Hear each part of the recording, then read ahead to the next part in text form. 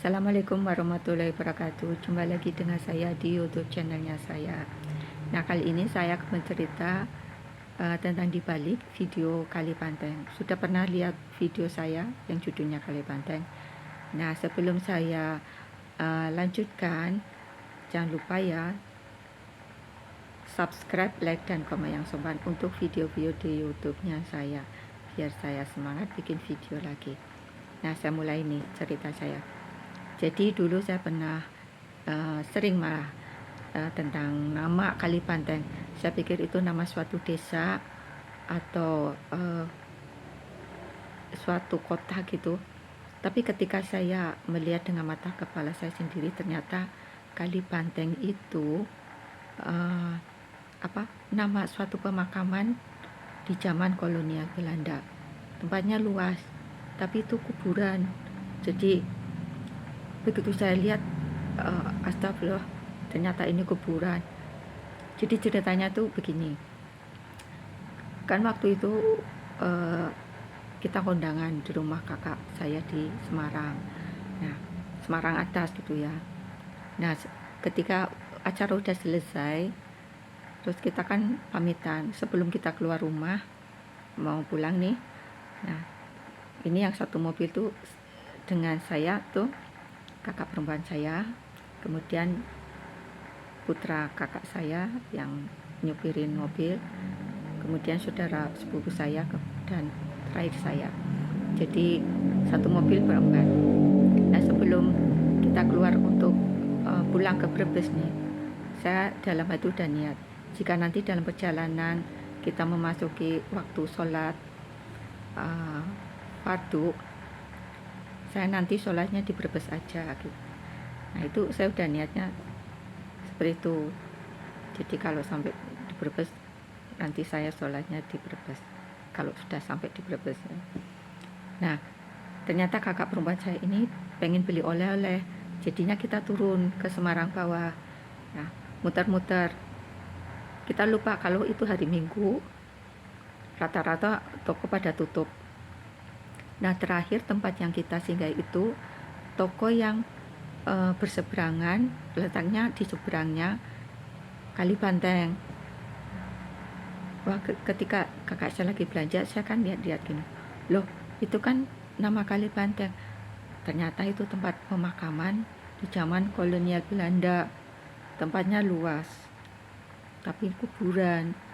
Pasti kalau malam horor ya, soalnya sepi. Nah, setelah selesai belanja nih, beli oleh-oleh maksudnya, kita keluar dari Semarang itu udah sore, udah senja. Dan ketika waktunya maghrib, kita berhenti memasuki rest area di Kota Batang. Nggak tahu nomor rest areanya berapa, saya nggak tahu. Pokoknya kita mau sholat maghribnya itu di rest area di Batang. Ketika mobilnya udah berhenti di parkiran ya, saya nggak ikut turun karena kan repot juga ya kalau harus bongkar pasang kursi roda gitu ya. Terus apalagi saya udah niat kan di sebelum berangkat pulang tuh, saya udah niat nanti sholatnya di rumah Brebes aja kalau udah sampai. Nah, ini yang lainnya kan udah masuk masjid, ternyata kakak perempuan saya nggak ikut. Jadi di dalam mobil saya dengan kakak perempuan saya, kakak saya di depan, saya di jok belakang. Nah, ketika ini kan pada pegang HP masing-masing ya, pegang HP, terus saya tutup HP saya. Pas saya lagi lihat dia sekeliling tuh, tiba-tiba ada suara kayak benda jatuh keras banget, buk gitu. Terus mobil kita goyang, goyangnya keras tapi sebentar gitu, kita kerasa.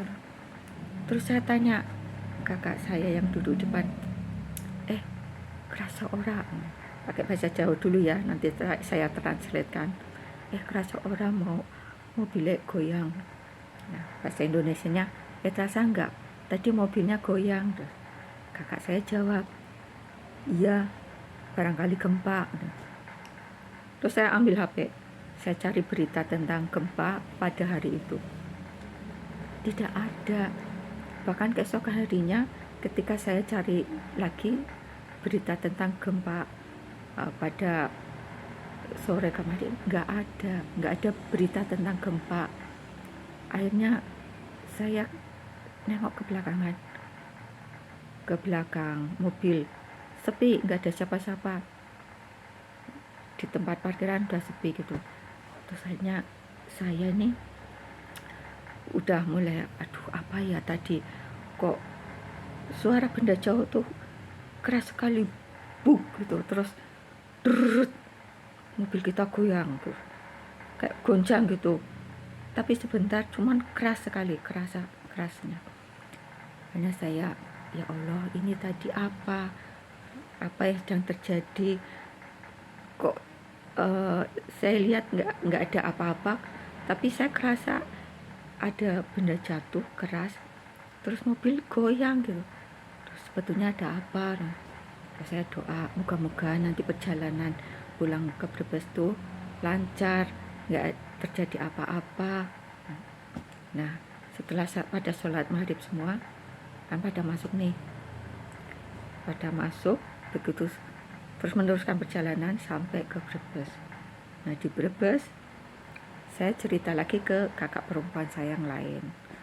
Kakak perempuan yang lain bilangnya gini, tahu nggak sih, kan di Batang sering itu terjadi kecelakaan. Terus saya kaget, oh iya ya, banyak kecelakaan ya di Batang. Ya memang banyak sih, cuma saya nggak terlalu mengikuti beritanya gitu. Terus saya bilang gini, ya udahlah, yang penting kan saya udah sampai dengan selamat di Brebes. Akhirnya saya gini, ini walau alam ya, itu kita nggak tahu, saya juga nggak tahu itu apa yang terjadi itu. Kalaupun itu sesuatu hal yang gaib, ya biarlah Allah saja yang tahu gitu. Kalau saya cuma berlindung aja. Nah, jadi pemirsa, kalau pesan saya nih ya, kalau mau keluar rumah, mau pergi-pergi, jangan lupa baca doa mau pergi ya.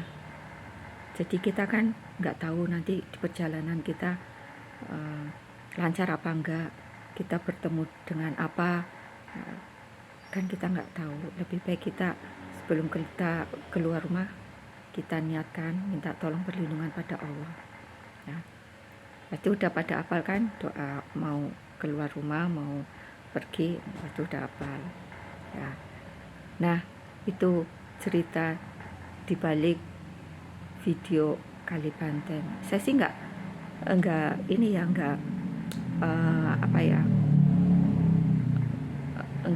menyangkut pautkan apa gara-gara waktu di Kali Banteng itu, enggak ya. Semoga ini kayak pengalaman aneh yang saya temui, padahal saya nggak pengen mengalaminya, tapi cukup satu kali aja, saya nggak mau mengalami yang lain lagi.